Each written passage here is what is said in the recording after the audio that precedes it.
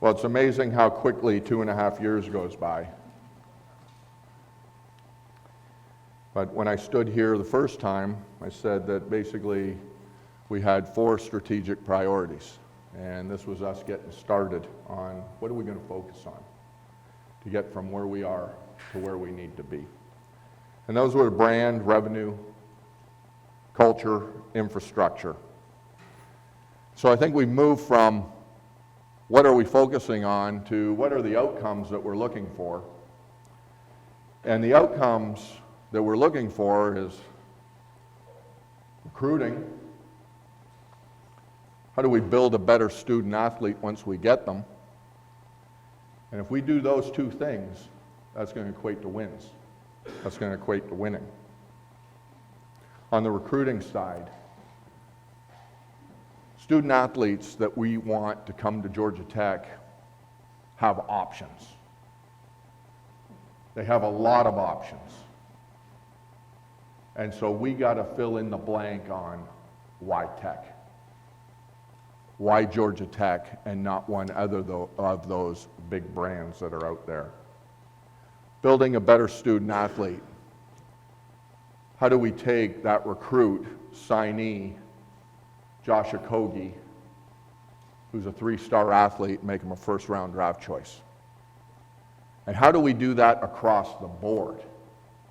So it's not one here, it's not one here, but all of our student athletes are making that kind of transition.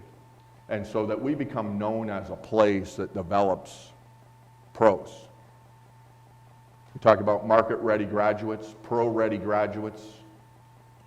That's what we need to be known for. This is not a one-and-done place. We never will be. Because if in your mind you're one and done, you're not coming to Georgia Tech, why would you? But our 3 stars that become 5 stars can beat those one and dones if that's the way that we do it here.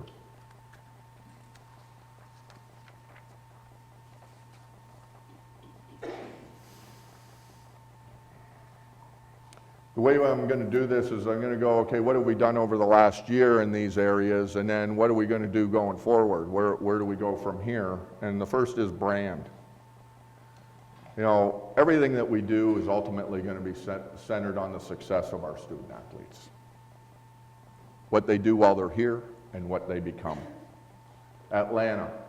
Atlanta is one of our differentiators. While our competition can do things that we can't do, we can do things that they can't do, and one of those things is our location.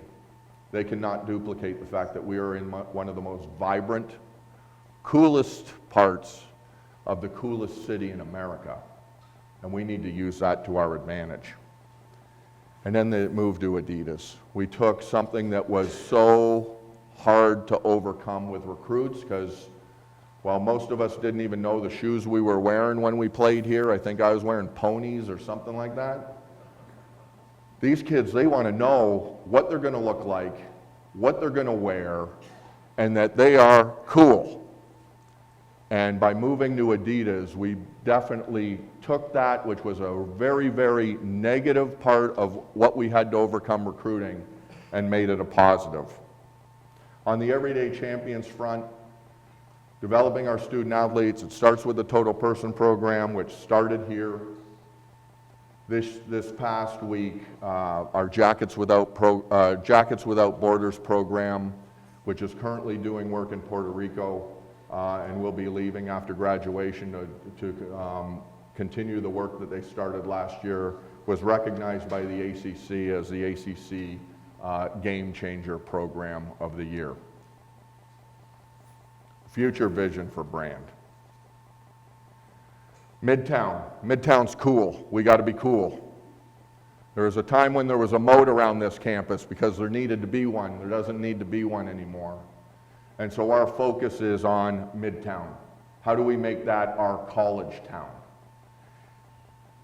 Football and 404. I mean, I know that some of you have never been on Twitter before until Jeff Collins got here, and we made taken over the 404 area code a priority, and that we were going to be relevant in this town.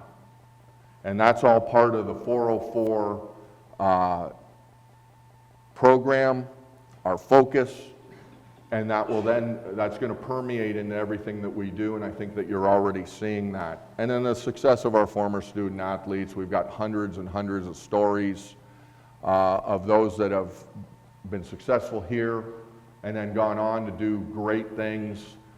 We need to continue to tell those stories, because guess what? That's one of our differentiators, and ultimately that is at the center of our brand. Everybody's got pros. Everybody's got pros. Our pros just happen to be different. Our pros will not be defined solely by what they did while they were here for 4 years and whatever they did in the league that they go to after this, because once they're done with their careers as athletes, they go on to do incredible things.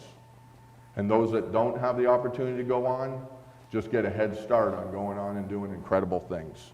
And those are the stories that we need to continue to hammer away on. Culture. We need to win in all things. If we're about excellence, we can't just pick our spots.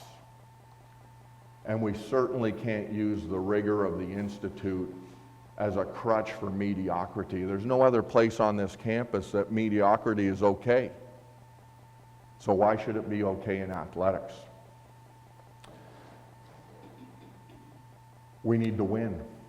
We need to win. We need to be relevant at the highest level of the ACC, and if we're relevant in the ACC, we're relevant nationally. Women's basketball in the ACC was a last shot away from us winning national championships in football, men's and women's basketball. It's the greatest athletics conference in the country. Double-edged sword, that means we're in a pretty tough neighborhood.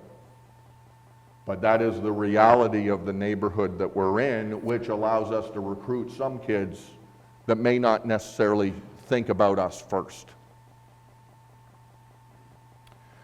Letter winners. We got to create a lifelong relationship with those that play here. And that is going to be my focus this year, is really how do we strengthen that bond between our former student athletes, our current student athletes, so that when you become a Yellow Jacket, it's a relationship for life. And so that means total person programming for our letter winners as well.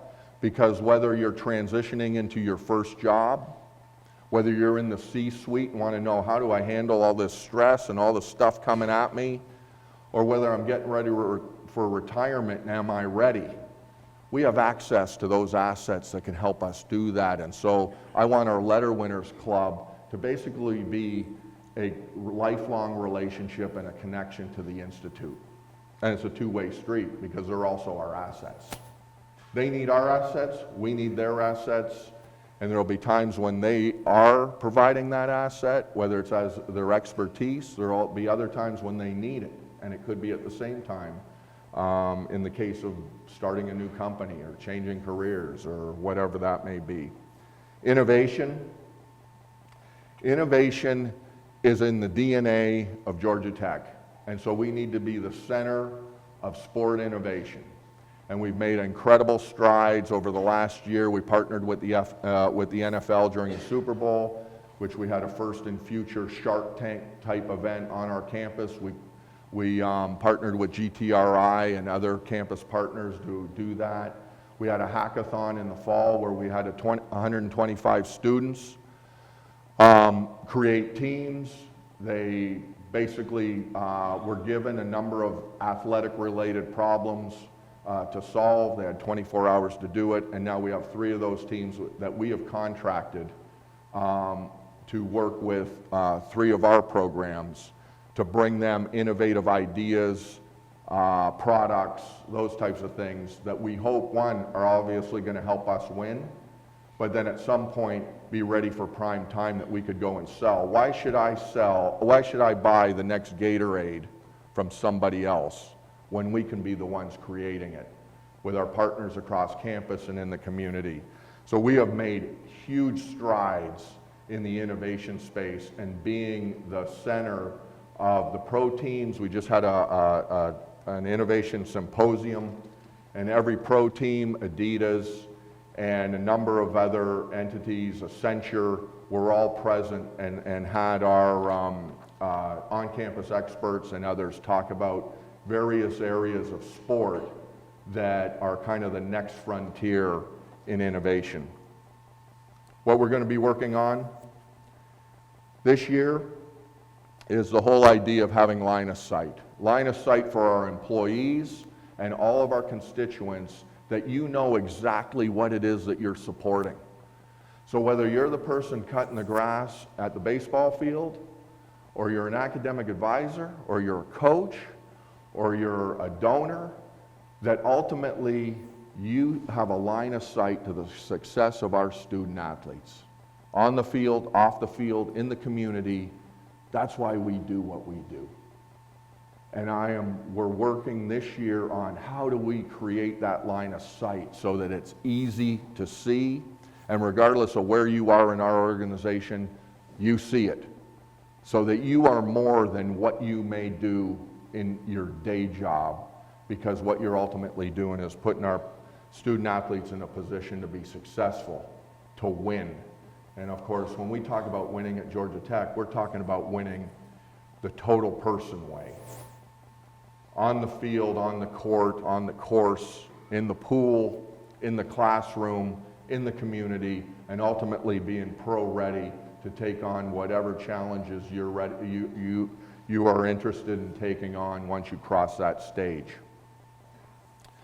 We're moving from a culture of survival, which most of you understand about Georgia Tech, but we're moving away from that.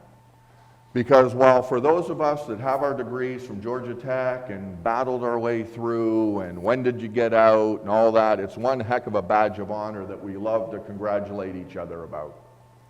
If you're a 16-year-old recruit, it's not that enticing.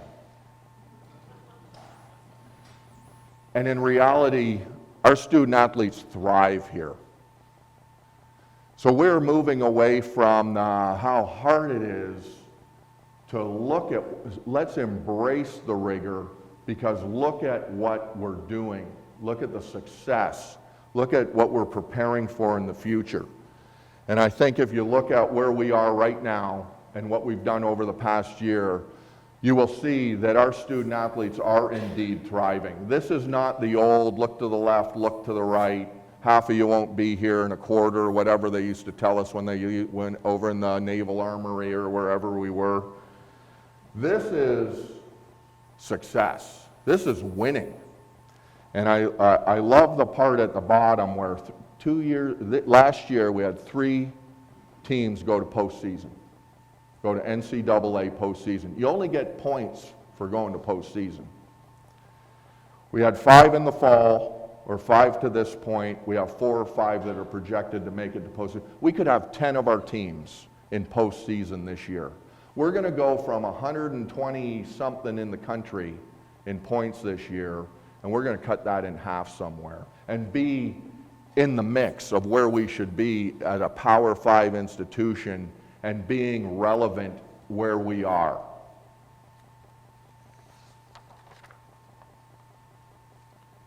Revenue. None of this is cheap, and it never ends.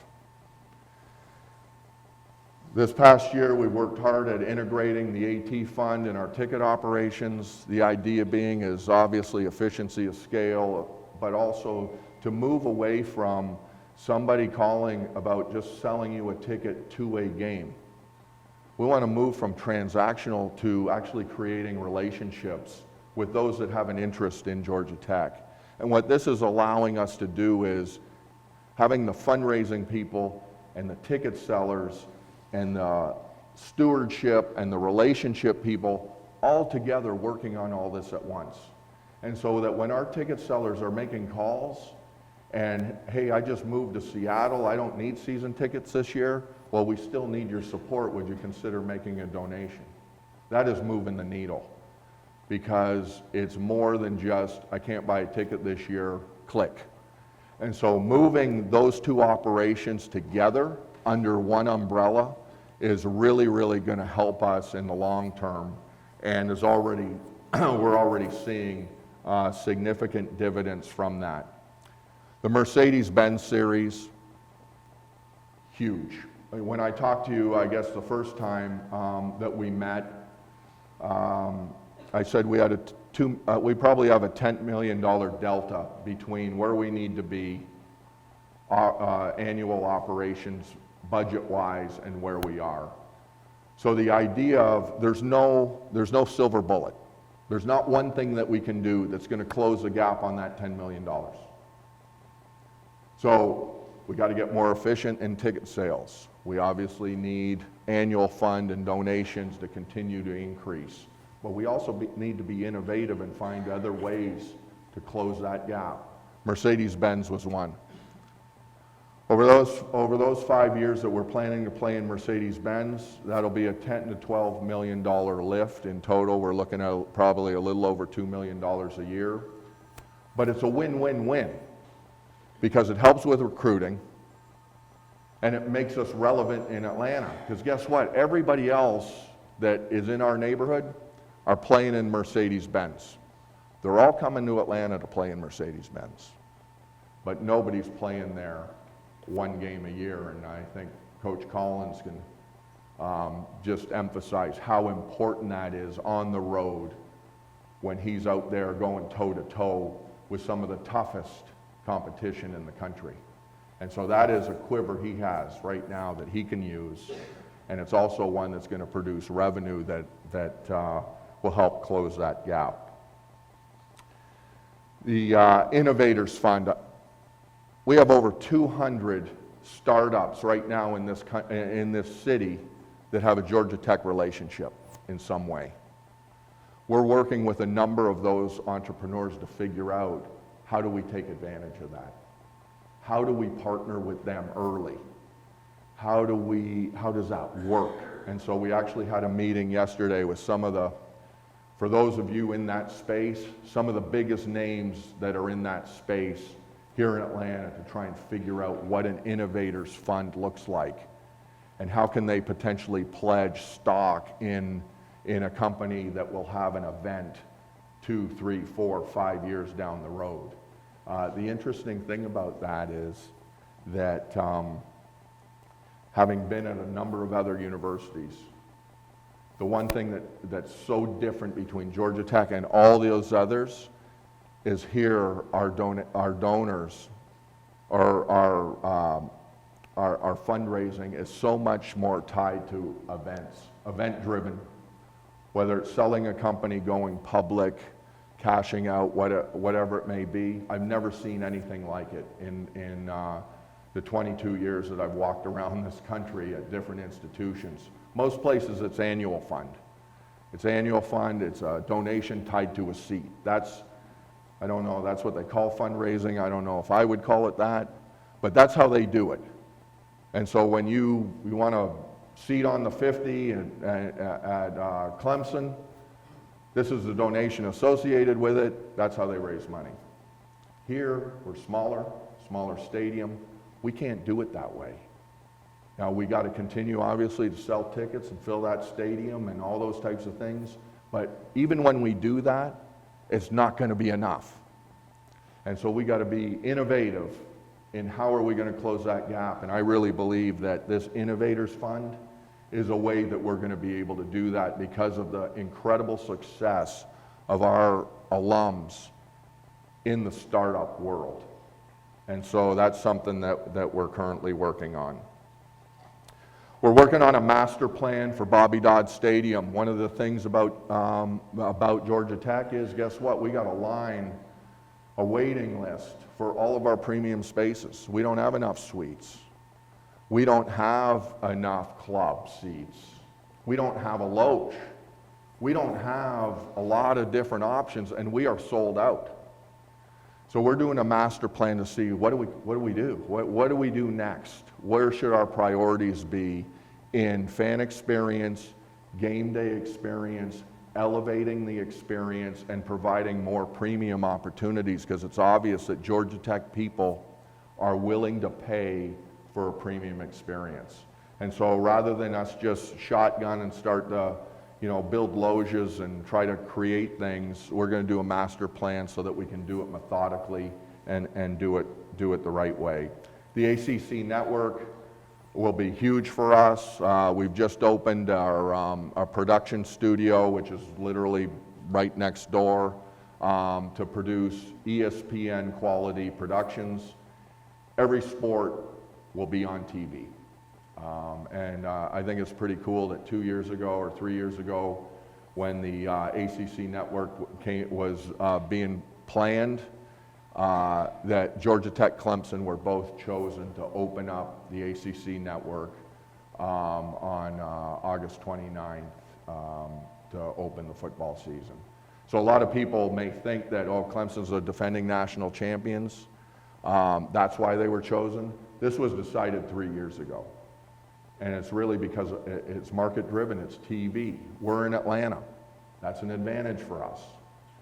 And that's why they wanted us and Clemson to open up the ACC network, because they want people to go out and have to buy those cable packages to be able to get that game. And so I think it says a lot about us, and I think it says a lot about us being in Atlanta that we can use to our advantage in other ways. AI 2020. $125 million over 3 years. We're a little over $86 million. And we're focused on 3 things: recruiting, building a better student athlete, winning. We've come a long way, but the heavy lift is always on the back end, because you kind of get the easy big chunks up front. When I got here, the first thing that I recognized that we needed help in is our football locker room, which fortunately we were able to complete right away, and that's part of this, and state of the art, and it looks like Georgia Tech. And I see Doug Bogue here, he was instrumental in helping us pull that thing together, but one of the coolest things about that project, every company that was associated with that project was run by a Georgia Tech person. So when they were having their meetings on that project, the only person that didn't have a Georgia Tech degree was the person that worked for me and was running the meeting. Everybody else had a Georgia Tech degree. So I believe that for the $4.5 million, we probably got a lot more than we paid for. We're 100% funded for Russ Chandler. In fact, it was approved by the Board of Regents yesterday. So that thing is all systems go. Now it becomes a timing issue, but we were able to go into the planning phase and starting to nail that down, but it got approved yesterday by the Board of Regents. Basketball locker room projects are currently, we're finalizing the funding, and they're the next stop to go to the Board of Regents. And then the big kahuna.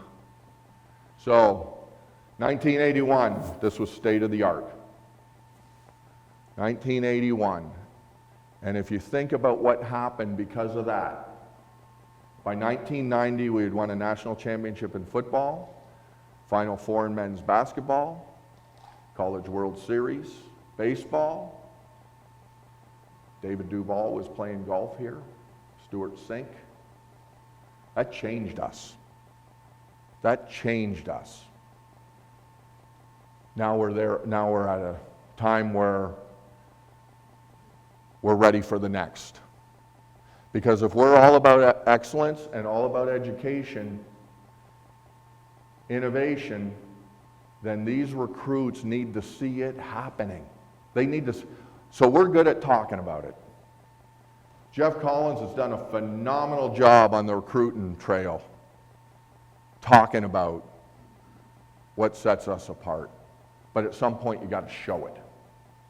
And so this is the next. We are $40 million into a $70 million project. So we're over half. We're over half.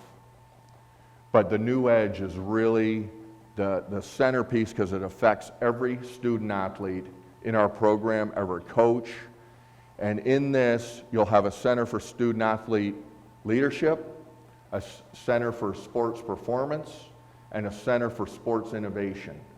When a recruit and their parents come on this campus, they will see what we are all about in action.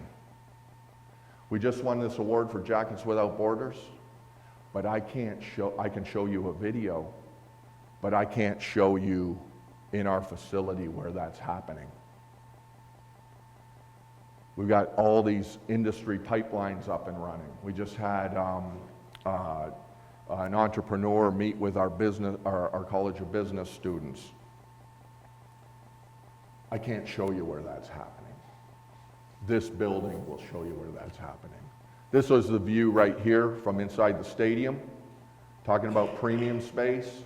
359 days a year, it'll be offices, meeting space, study space, whatever it may be.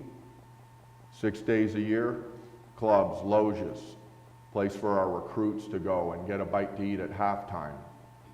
It will serve 6 days a year as a place where we can introduce ourselves to the world, including our recruits.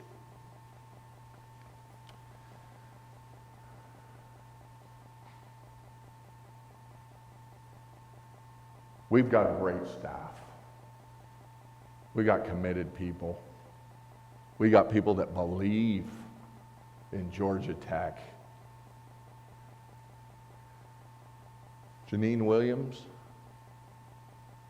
she's a hurdler, an All-American. She won the ACC indoor. I think she's got the 4th fastest time in the world this year. She's got a 3.75 in biochemistry. And after the Olympics, she's going to go to medical school. That's an everyday champion. I need this building so that I can get what they need to win in all aspects of their lives, and so that they can be Georgia Tech. Help us get there. The faster we get to the 70, the faster we can get this thing up and running, because Collins and Fortner and Passner and Collier and Drosky and Grover and Hall, they can recruit to this for so long, but at some point, like the track I was recruited to but never actually ran on, you lose your ability to keep promising something that isn't coming. And so we got to make this happen so that they can ride the wave that they're already on. And as you can see from the success of our student athletes, we're going to have a phenomenal year. And we want to get away from this and do this. So, thank you.